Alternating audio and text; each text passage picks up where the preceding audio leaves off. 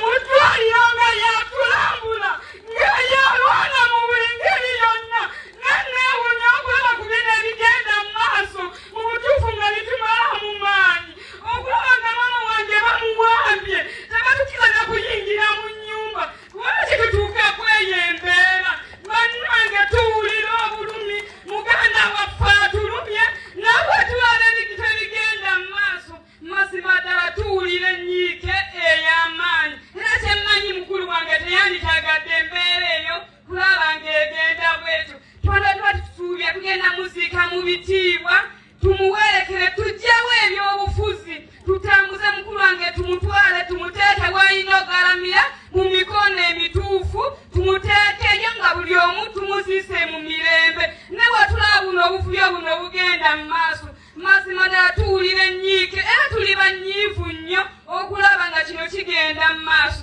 ne mwami